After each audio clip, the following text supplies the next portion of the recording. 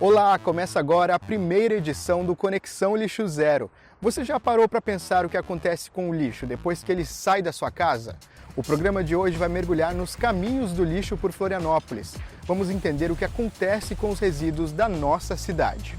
E tem mais, você vai conhecer as histórias de quem atua na linha de frente todos os dias, os trabalhadores da limpeza urbana e da reciclagem, que ajudam a manter a cidade limpa.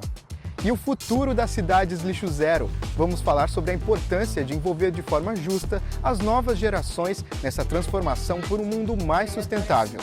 Tudo isso a partir de agora no Conexão Lixo Zero.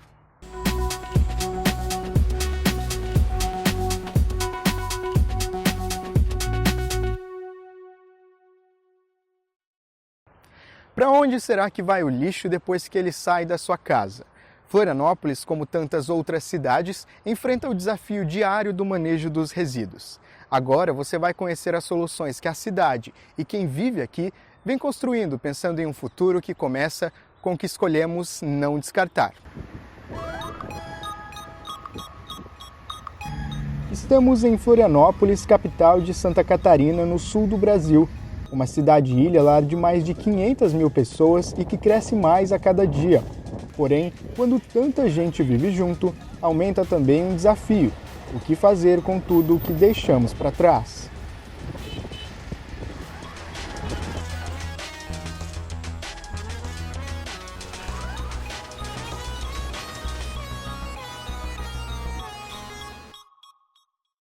Nesse restaurante no centro da capital, são servidas mais de 500 refeições por dia. Entre quentinhos descartáveis e restos de comida, quilos de resíduos viram lixo e são enviados para a coleta. Hoje o Brasil está entre os maiores produtores de lixo do mundo. Em 2023, cada brasileiro gerou em média 1 quilo de lixo por dia. No ano, isso representa 382 quilos por pessoa e um total de quase 81 milhões de toneladas no país. Para se ter uma ideia, os Estados Unidos, que lideram o ranking de produção, geram em média 2,2 quilos de resíduos por pessoa todos os dias. Só em 2018, os americanos produziram cerca de 293 milhões de toneladas de lixo. Você já parou para pensar assim, qual que é o caminho que o lixo faz depois que você pega a sacolinha ou, enfim, coloca lá na rua para o caminhão levar? Já me perguntei para onde que vai todo esse lixo que eu produzo, assim, mas eu imagino que eles peguem o nosso lixo e levem para algum lugar, sei lá, tipo um lixão a céu aberto e deixem lá ou enterrem o lixo e fica lá pro resto da vida até se decompor. Vai para um lugar que depois é reciclável, a maioria das coisas, como o vidro, como o plástico, garrafa PET, essas coisas. Isso que eu tenho em mente. Eu acredito que vai pro lixão lá, pro aterro onde é descartada a maioria e a grande parte dos materiais que pra gente não é mais útil. Eu já parei para pensar, mas não tenho total noção para onde é que vai, né? Acredito que tenha lugares onde é que eles fazem esse descarte, né? Porque nem todo mundo separa o lixo em casa. Então acredito que tem algum lugar que eles vão fazer separar o metal, a latinha, o vidro, o plástico, enfim. Hoje a maior parte do lixo produzido na capital vem parar aqui, no Centro de Transferência e Valorização dos Resíduos, no bairro Itacorubi. É aqui que os resíduos são tratados adequadamente e enviados para um destino final. Mas nem sempre foi assim. Conforme a cidade foi crescendo, a forma de lidar com os resíduos também passou por mudanças. Em 1830, uma lei determinava que os detritos fossem lançados ao mar em uma tentativa de evitar que se acumulassem nas ruas. A cidade cresceu aí cercada por mar e era comum numa determinada época assim, mais remota, de as pessoas comprarem casas com janelas viradas para o mar, e isso era a casa que tinha janela virada para o mar, ela valia muito porque era o descarte correto do resíduo e do esgoto. Tudo aquilo que não prestava na casa era uma solução rápida, descartava no mar. De hoje, o imóvel tirou os fundos do mar e colocou a frente do imóvel para o mar, e isso vale muito dinheiro, agregou muito valor. É uma forma diferente de se relacionar com o ambiente, né? Com essa questão das praias, da orla e do ambiente insular onde a cidade está inserida. O serviço de remoção começou efetivamente em 1877, feito em carroças puxadas por tração animal. Mais tarde, em 1914, foi construído um forno ao lado da cabeceira da ponte Hercílio Luz. Ele funcionou por quase 45 anos queimando o lixo da ilha. Anos mais tarde veio o lixão. A partir de 1958, os resíduos passaram a ser depositados em uma área de 12 mil metros quadrados no manguezal do Itacorubi. Nós tivemos por muitos anos, a ocupação do manguezal do Itacorubi, parte do manguezal com a disposição dos resíduos. Lá naquela região, naquela época, era uma área que não era valorizada, então tudo que a cidade não se orgulhava ou que não queria estar próximo da civilização foi colocado lá naquele momento. E aí a gente teve o cemitério, o aterro controlado, o lixão, e a gente também teve penitenciária. E aí a gente fala que naquela época a gente tinha o Morro da Cruz, então a cidade colocou essas coisas para trás do morro, Mas com a chegada da universidade, da empresa de pesquisas agropecuárias e de outros prédios públicos, veio a verticalização e a valorização da região. Hoje, o bairro tem um dos metros quadrados mais caros do município. Então a cidade foi crescendo e foi também pressionando os gestores para desativar aquele local, porque no final ele não combinava mais com esse modelo de cidade. E aí, então, lá naquele momento, no final da década de 80, então, se começou a planejar a desativação daquele espaço e de projetar para a cidade formas de gerenciamento mais sustentáveis. Graças à pressão popular, o lixão foi encerrado no final da década de 80 e um projeto de revitalização ambiental entregou em 2000 o complexo, que hoje faz a recepção e o beneficiamento de mais de 700 toneladas de resíduos por dia. Então essa área ela foi toda reestruturada com um conceito de manejo limpo dos resíduos. Então, nos anos finais foi encerrada a disposição de resíduos domiciliares naquele local. Nos últimos 5 anos de operação foram depositados apenas resíduos de construção civil.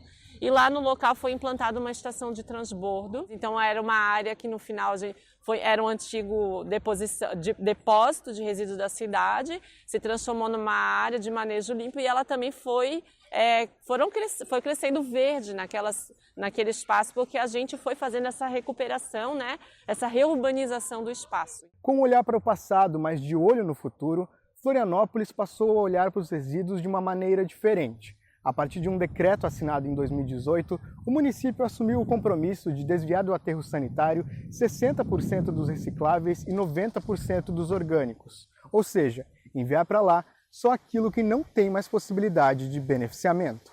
Com essa medida, o que antes era enterrado agora é visto como recurso. Hoje a cidade opera com um sistema de coleta dividido em 4 frações. Além do vidro, recicláveis secos e os rejeitos, o município também passou a separar os orgânicos para enviar para a compostagem. Coleta seletiva de secos, que é o que começou lá atrás e que a maioria só enxerga, acha que a coleta seletiva são só de secos, de embalagens. Mas esquece que 1/3 do resíduo, no mínimo, é a fração orgânica. E ninguém enxergava isso até 2018, a gente passou a olhar e poucos municípios, inclusive no Brasil, enxergam isso ainda. Então a gente passou a olhar, não adianta para a gente chegar numa meta dessa, a gente tem que desviar tanto os secos quanto os orgânicos. Então a gente passou a coletar de forma separada realmente a fração orgânica para encaminhar para a compostagem, para produzir o adubo, para daí usar na parte de jardinagem, hortas comunitárias, o projeto Cultiva Floripa que a gente tem na cidade. A coleta dos orgânicos é feita em um caminhão como esse. O projeto piloto ainda não atinge toda a cidade.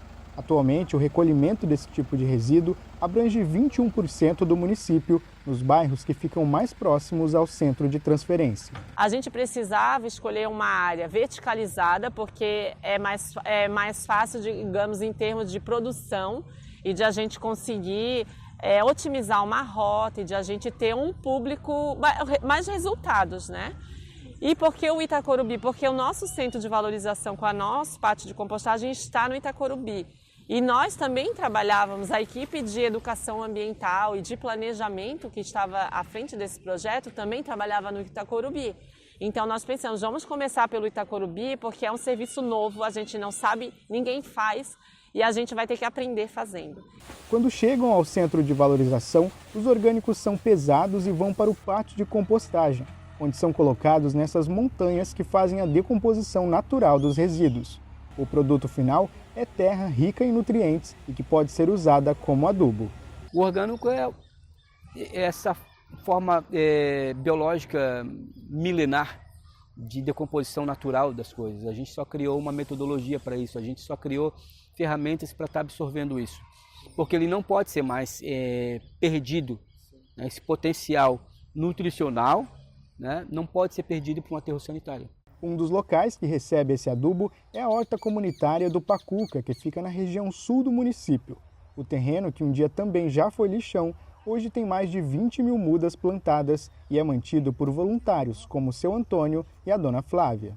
Todo mundo jogava em tudo, resto de material de construção, tudo jogava aqui. Garrafa, lata, tudo balde. Era, porque tinha na casa dele, estava inútil na casa, chegava e jogava aqui. Aí foi um dia domingo, todo mundo fizeram um mutirão aqui, com o pessoal da comunidade, e eles doavam a madeira para a gente fazer os canteiros de madeira. Então aí quando começamos por lá como um formato de avião, porque era um campo de aviação, então quando plantamos às vezes, olhando de cima, é um avião. Eu venho para cá todo dia, cedo eu estou aqui já. Porque eu tenho que molhar a horta, né? Tem que negócio que a plantação, a horta não é você plantar, você tem que cuidar. Ela dá todo dia, tem serviço. As mudas plantadas aqui são doadas pela comunidade e por empresas da região. E o que a terra dá é devolvido para entidades e pessoas que precisam. Você está vendo que a pessoa está ali, que a pessoa está precisando daquilo ali, de uma comida saudável para ajudar na sua saúde. E a gente tem saúde para estar aqui, né? Eu tenho saúde para pedir, o seu Antônio tem saúde para plantar, o seu Léo tem saúde, todo mundo tem saúde para plantar. É uma troca. É assim, aprendendo a fechar o ciclo da terra, que a cidade e seus moradores constroem juntos um futuro mais sustentável. Um ciclo que começa na separação do lixo, passa pela compostagem e termina, por que não, de volta ao prato de cada um. O barato lá atrás era jogar no mar. Depois veio o lixão, depois veio o aterro sanitário. E a gente está num processo de evolução. Agora o processo atual é valorizar o resíduo. Até porque de resíduo mesmo, de rejeito que a gente chama, a fração é muito pequena, é em torno de 20%. 80% do que está ali, do que sai da tua casa, ele pode ser reaproveitado, pode ser reciclado. Na hora que a gente está almoçando, a gente pega o prato, raspa e põe na lixeirinha. Ali é que precisa fazer a divisão, a separação. Então a gente já se despertar essa consciência, essa memória muscular, a gente já consegue visualizar um cenário muito positivo, né, para a sociedade, para o meio ambiente, enfim, para todo mundo. É isso aí. E daqui a pouco você vai conhecer as histórias de quem atua na linha de frente todos os dias para manter a cidade limpa e dar a destinação correta para aquilo que tem potencial financeiro. O Conexão Lixo Zero volta já.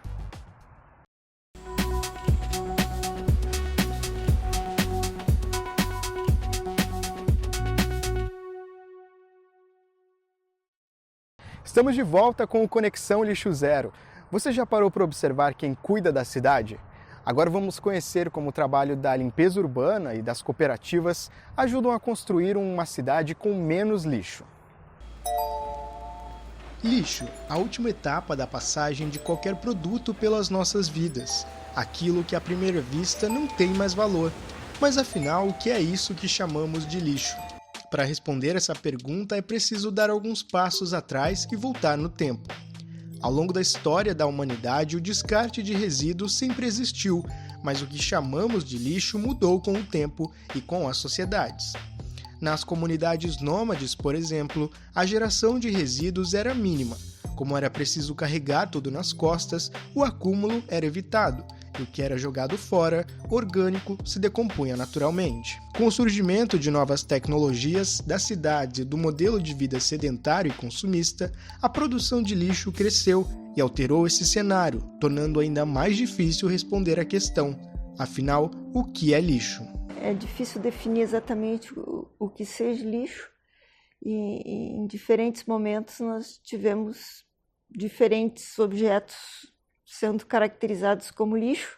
Os objetos eles têm um valor de uso, uma utilidade, um valor de troca, eles servem para se equivaler a outro objeto e serem trocados. E quando eles perdem o valor, e pode perder para uma pessoa, para um grupo, eles são tidos como lixo, são descartáveis. Então é claro que o que é lixo para alguns pode ser uma riqueza para outros. Quem entende bem como essa dinâmica funciona é a Luciana. Ela atua com o encaminhamento de resíduos, um ofício que começou com a família. Hoje é ela quem está à frente de uma cooperativa na região norte da capital. Eu me apaixonei, né, pelo esse universo, né, de resíduo, onde eu pensava que poderia ser melhor, né, que através do resíduo nós poderíamos gerar renda, né, para as famílias.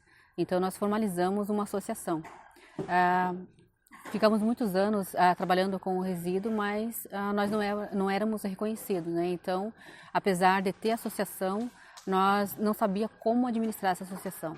Só foi através no ano de 2019, né, no comecinho de 2019, que nós transformamos a associação em cooperativa. Então surgiu a Renascer 4Rs. A transformação em cooperativa garantiu direitos e atraiu novos colaboradores. Hoje, 12 famílias tiram o sustento do trabalho com a triagem e a separação de materiais recicláveis. Então a cooperativa ela acaba valorizando, né, acabou valorizando os nossos cooperados. Então hoje, quando os cooperados entram na cooperativa, eles têm o cadastro, nós sabemos onde moram, né, a sua família, né, quantos dependem, né, da cooperativa, e isso é muito gratificante, né, poder gerar renda através do resíduo, né, onde é descartado, né, pela sociedade e nós agregamos valor, né, nesse material e transformamos em renda. Hoje a cooperativa recebe os materiais recicláveis secos de 3 bairros da região norte da capital, além do que é recolhido pelo caminhão da coleta seletiva. Chega esse material na cooperativa, chega no centro, né, da cooperativa, onde cada cooperado ele retira um montante, né, leva para sua mesa, faz a triagem e ali ele vai realizar a separação. Plástico, papéis, latas, metais. E depois desse processo é pesado, né, então todos os cooperados trabalham por produção. Quanto mais produzir, melhor para todo mundo, né? A dona Regiane é uma das cooperadas. Gaúcha, ela trabalha com a reciclagem há 3 anos, desde que chegou do Rio Grande do Sul. Eu encho os bags de mercadoria, né? Levo para a mesa, aí vou arrastando para a mesa, vou reciclando, termino, vou lá de novo, faço de novo. Assim é meu dia a dia. Reciclar é meu dia a dia, todo dia essa rotina minha é essa. Na hora da separação, o trabalho é ágil, mas muitas vezes precisa ser interrompido para retirar o que é rejeito, os resíduos que não são recicláveis, mas chegam misturados de forma errada à cooperativa. Esse processo seria muito mais simples se a separação correta fosse feita ainda dentro de casa. Fica ruim, né? Porque aí tem muitas coisas que vêm misturado. Aí a gente tem que estar separando. É que assim, se eles pudessem separar, e separar direitinho, né? Tem pessoas que não se preocupam com o próximo, né? Não se preocupam com a gente aqui na mesa, que eles mandam, eles não separam em casa, a gente tem que separar. E aí é ruim para nós, né? Porque a gente tem que estar separando e se ficaria melhor mesmo se eles separavam, né? Para nós, aí ficava melhor a gente fazer o serviço da gente. Por mês, a cooperativa desvia do aterro sanitário em torno de 45 toneladas, um número que poderia ser ainda maior se todos os materiais tivessem como destino o tratamento ambientalmente adequado. Hoje todo mundo gosta daquela barrinha de cereal, eu adoro. Porém, aquele material ele não tem logística, porque ele é um material laminado. Alguns plásticos, como o de bolo, antes ele tinha uma destinação. Também não é destinado nas cooperativas, né? Então ele acaba sendo um rejeito. E, em vez de ser trazer uma remuneração, ele traz uma despesa, né, para as cooperativas. O Brasil é o maior produtor de plásticos da América Latina. São cerca de 7 milhões de toneladas produzidas por ano. E quase metade disso corresponde a plásticos de uso único, como copos, sacolas e embalagens descartáveis. Segundo a ONG Oceana, cerca de 1,3 milhão de toneladas acabam todos os anos dentro dos oceanos. Um levantamento da entidade, feito em 2020, revelou que 70% dos resíduos recolhidos em praias eram plásticos, principalmente embalagens. Do outro lado da cidade, quem também trabalha à frente da limpeza urbana é a Cíntia. Há 13 anos, ela é gari de varrição em Florianópolis. Um trabalho que começa cedo e que, apesar de fundamental, quase sempre passa desapercebido. A maioria está só passando. Então, se estiver sujo, percebe. Se estiver limpo, não. Aí é mais fácil perceber que está sujo do que está limpo. Quando, tá sujo, o que aconteceu? Fulana não veio? Ciclano não veio? Onde está? O que aconteceu que ela não chegou para varrer ainda? Ela está varrendo. Em um dia comum de trabalho, a Cíntia chega a retirar até 8 sacos de lixo das ruas. Resíduos que, se não fossem recolhidos, poderiam acabar em rios, córregos ou no mar, causando prejuízos ao meio ambiente e colocando em risco a saúde coletiva. Infelizmente, as pessoas só querem se desfazer do seu lixo. Simplesmente tirar de dentro de suas residências, de dentro do seu local de trabalho. Da porta para fora não é mais minha responsabilidade. É isso que acontece diariamente, né? Então, é muito importante o nosso trabalho para a manutenção da cidade, para a saúde, porque onde há lixo não tem muito, né? Fica insalubre. Nosso trabalho funciona para isso não acontecer também, né? Além de recolher o lixo, a Cíntia também leva uma sacolinha extra para juntar tampinhas plásticas que encontra pelo caminho. Ela doa para ONGs que cuidam de animais, uma forma simples de ajudar e ao mesmo tempo dar um destino correto a esses resíduos. A maioria não percebe, não entende, não vê que uma latinha ela não é lixo, ela é um material reciclado.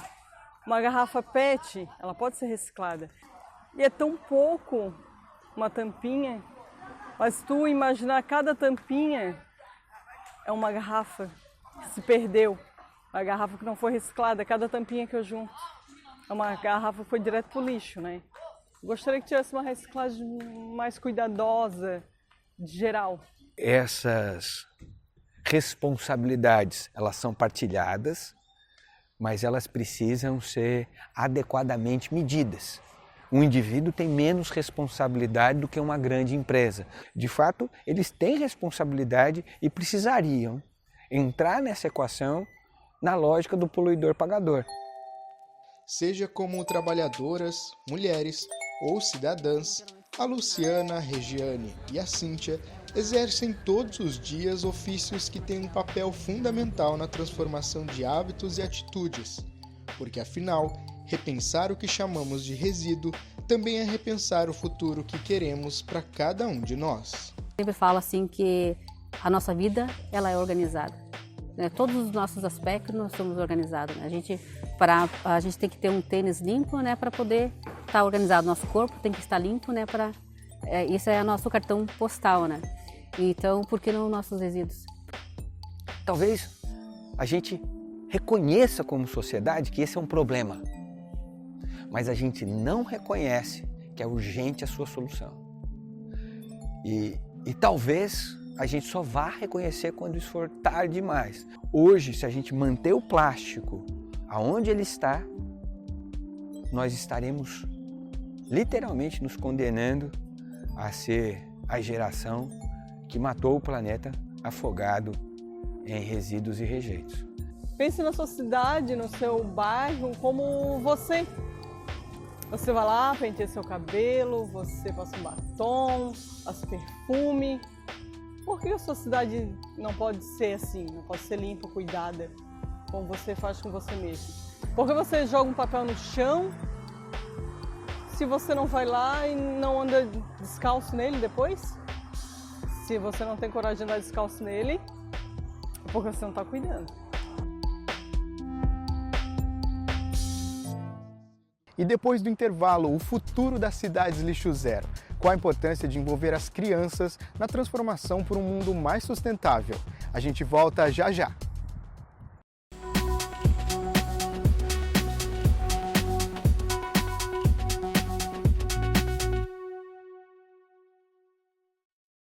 Estamos de volta com o Conexão Lixo Zero. Você já pensou em unir matemática e meio ambiente e transformar parafina de pranchas de surf em vela? Agora você vai conhecer como um professor estimula os alunos a pensarem num futuro lixo zero na sala de aula e a história do Murilo, de 11 anos, que levou essa lição para casa. Cálculo de um lado e botânica do outro. Quem olha de longe pode até achar inusitado, mas o Pedro, que é professor de Ciências e Matemática dessa escola na capital, juntou esses dois universos com a prática da compostagem, uma solução para dar sentido ao conteúdo do 5º ano. Partiu das crianças, há uns 3 anos, quando eu comecei a trabalhar com o 5º ano, eu vi que a matemática não era algo que eles estavam aprendendo ali. Então, como trabalhar isso de uma maneira que não fique aquela coisa, é só conta. Senão fica sempre a pergunta, quando eu vou usar isso na vida? Eu falo, gente, vocês estão aprendendo isso para atravessar uma rua, para amarrar um sapato, para se colocar no mundo. Então, nada mais justo do que se colocarem no mundo aqui dentro da escola também, né? A composteira da escola está sempre cheia e os alunos já aprenderam que esse conhecimento precisa ser passado adiante. Eles fazem propostas, né? Não coloca uma maçã inteira, vai demorar muito para decompor. E aí a gente vê, mordeu a maçã e colocou na caixa. Por quê? Aí já fala de desperdício, então já assume uma responsabilidade com todas as outras turmas. É muito legal ver esse desenvolvimento. O 9º ano nunca teve aula da composteira, então às vezes o 5º ano tem que ir lá falar, vocês deixaram aqui a banana junto com o plástico? Como assim? Então você vê uma mudança de perspectiva visual. Um desafio que exigiu a participação e o engajamento de toda a comunidade escolar. Mas não demorou muito para que os resultados começassem a aparecer. Ter a composteira na escola mudou tudo, né? Mudou em uma semana de feriado 8 quilos a menos de resíduo que vai embora. E aí o pessoal dos serviços gerais também já falou, nossa, o lixo está mais leve, né? Aí a gente vai explicar, lixo é diferente de resíduo e envolve a escola inteira. A coordenação se envolve, a direção se envolve, o pessoal da limpeza se envolve e as crianças se sentem super protagonistas, né? Quem também tem paixão pela natureza é o Murilo, morador do sul da ilha. Ele tem 11 anos e desde pequeno desenvolveu o zelo pelas pautas ambientais e pelo estilo de vida lixo zero. Uma lição que foi levada para dentro de casa. Ele aprendeu a compostar quando ele estava estudando no infantil, né, na Irmã Sheila. O diretor tirava ele de sala e levava ele para compostar todos os dias. Eu gostava de ver as minhocas, principalmente. Eu gostava bastante de ver. E às vezes eu ficava contando as minhocas, assim. Eu queria ir todo dia para ver se tinha o mesmo número. E daí depois, com o tempo, eu achei tudo muito interessante, né? Que eu fui entendendo qual que é a importância, o conceito. E daí quando eu saí da creche, eu senti muita falta da compostagem, né? E daí eu pedi para ter um minhocário. Hoje em dia eu tenho 3 minhocários e uma composteira de televisão. Escolhas que fizeram ele e a família entender que o destino final do lixo não precisa ser o aterro sanitário. Mas é claro, mudar os hábitos de uma hora para outra não foi nada fácil. Ele já há algum tempo vinha falando, daí ele fez o logo e tal, daí um dia eu falei, vamos tentar. Daí a gente começou a tentar e daí as coisas vão crescendo. Daí acabei dando o meu fogãozinho que eu tinha para ele, aí pega uma panela, aí ele pega as forminhas dele de silicone, ele também conseguiu pegar nos lixos, porque ele mexe mesmo, e assim ele vai indo. Desde os 7 anos, uma das maiores paixões do Murilo é o surf.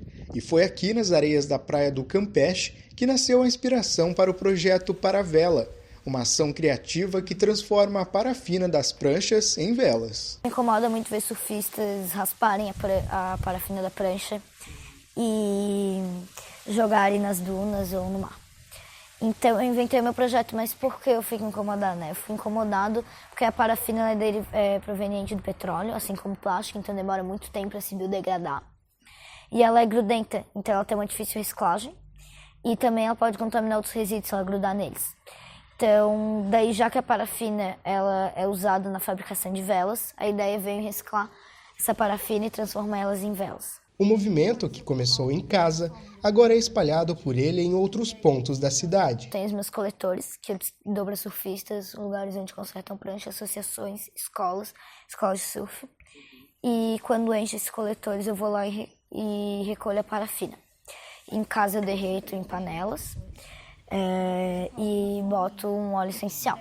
Daí eu boto em forminha de silicone, quando já está derretida essa parafina, o pavio. E daí depois de mais ou menos um dia eu vou lá e desformo essa parafina. E assim como as crianças da sala de aula do Pedro, o Murilo também passa essa ideia para as novas gerações. Hoje ele palestra em escolas, creches e eventos como embaixador lixo zero. Eu busco como embaixador lixo zero conscientizar as populações para ter engajamento em mudanças positivas que ajudam a conservação do nosso meio ambiente e também mudar o meu jeito de viver, sabe? Quando a gente consegue mostrar para a criança que aquilo lá é legal, que é importante, ela consegue convencer os pais, sabe? Elas são agentes transformadores, né? Que elas ajudam muito a espalhar o conceito lixo zero e que a gente tem que reduzir os nossos resíduos. Num mundo em que tanto lixo é gerado, atitudes como essa mostram o quanto as crianças estão engajadas por um outro futuro, seja na escola, dentro de casa ou na comunidade. Então não é culpa deles, eles acabaram de chegar, né? Não é resolva nossos problemas. Não é nem culpa da minha geração, se for parar para pensar historicamente. Mas alguém tomou decisões que levaram a humanidade a estar da forma que está. Então, primeiro se apaixonem pelo planeta, né? Por enquanto é o único que a gente tem, então que eles gostem, né? Isso daí é a base, é ter uma escuta ativa, reconhecer que a gente pode mudar e mudar, né? Não ficar com aquela história, minha avó fazia, minha mãe fazia, eu também faço e tu também vai fazer, porque isso é podar, né? Podar o pensamento, mas é acolher e ajudar a pensar junto. Então, se tem aquela coisinha que te tirou do automático, por que não?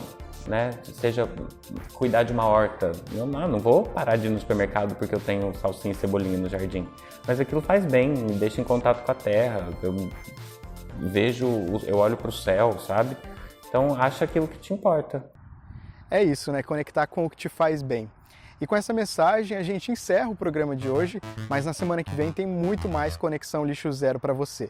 Na próxima edição a gente vai conhecer um projeto que vem mudando a realidade de uma comunidade aqui na Grande Florianópolis através da reciclagem de lixo orgânico. Obrigado pela companhia nesse programa de estreia, eu te espero no nosso próximo encontro. Até lá, tchau, tchau!